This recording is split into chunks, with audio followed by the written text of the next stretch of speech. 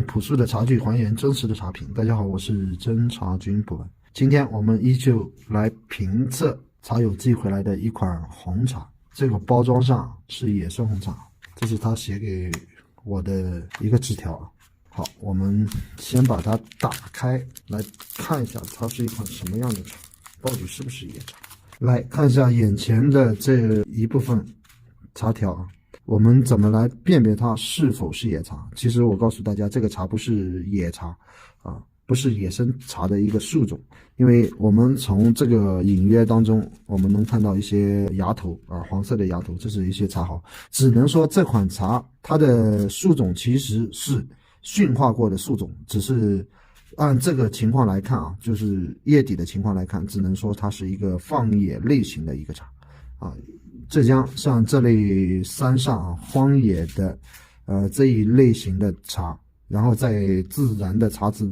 掉落运化出来的茶，山上还是较为多见的。我们如何从外形当中来分辨这个红茶的好坏？我们有几个要素要去掌握，一个是出来干茶是一个什么香，然后它的色，它是一个什么颜色，它是不是较为统一的一个颜色，然后形啊，我们要去看它的形状，整体的形状是不是较为统一，这个牵涉它的采摘，牵涉它的揉茶和萎凋啊，几个工艺都在里面。然后一看这个色的油润程度怎么样，我们就知道大致的能分辨它的做工是不是有问题，还是它的采摘时节上的问题。像这个茶其实按这个色泽来说，发酵相对来说偏轻，然后采摘时节偏后，这是干茶部分的一些简单的一些辨别。香你闻一下你就知道了，这个是什么香，干茶香的香，还能辨别它的烘焙温度大致在什么一个范围啊，它的发酵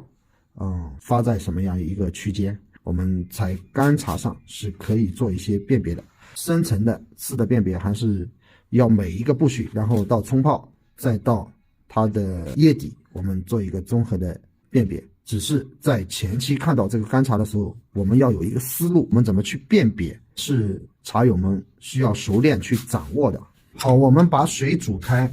像这样的180毫升的盖碗，依旧投茶比例在6克左右啊，1比25到1比30的投茶比例，这是茶余数水的比例啊。这个视频当中再一次提醒茶友，如果要辨别一个茶发酵尤其是红茶好坏，那我建议大家要去了解茶，那就用100度水温去冲，这是最好的辨别方式。水温越高，红茶越能出问题啊！不用滤网，看一下发酵的汤色如何，它发酵程度其实不是特别高。来看一下这个汤色，还是整体来说是可以的。这个香气也是不错，带有一些野韵啊，酵味不是很重，茶汤不偏酸，其实它的发酵是偏轻，甜度可以，气感可以。这个茶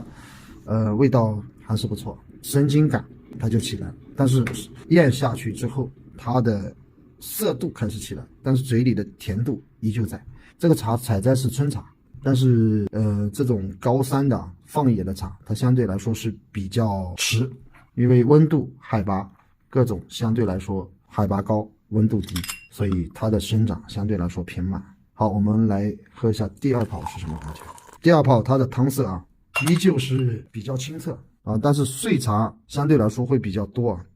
它在热汤中它不出酵味，所以它这个茶整体来说发酵，我是喜欢这种发酵，是比较好的，而且它比较润喉，一喝它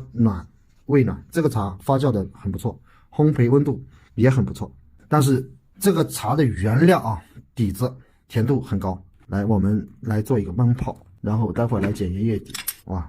这茶可以。这个茶友是诸暨的，诸暨跟嵊州交界的地方的海拔，古来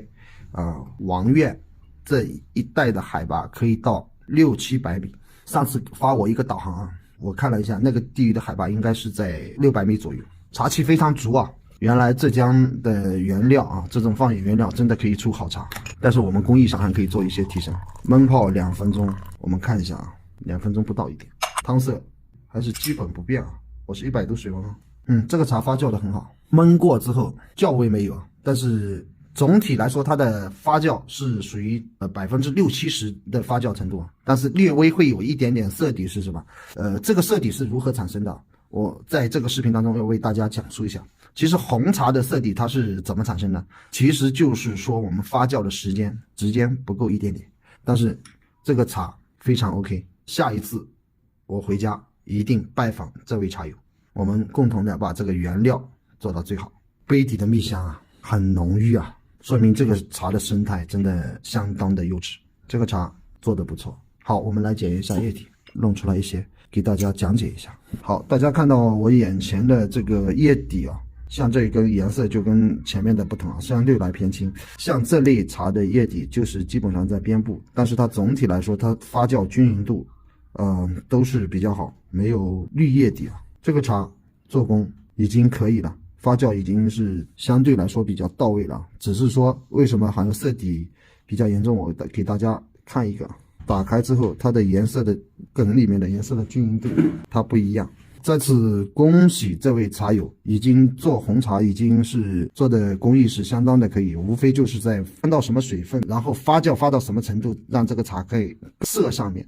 更加好，温度掌控各方面都是比较好的。这个茶的原料，我要夸赞这个原料是相当的优质，它整体的一个衔接，从采摘到萎雕到发酵到烘焙，它整体来说做的相当可以，汤色也是做的相当 OK， 这是焖泡后的汤色，而且这个茶的香气啊，这种野韵的香啊，相当 OK， 这个香气它不是一次提香而成，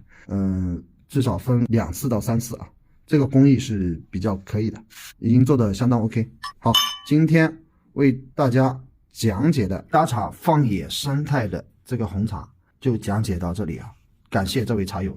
提供的原料，我们一定为大家带来真实的茶品、真实的讲解、真实的制作。好，我们下一期节目见。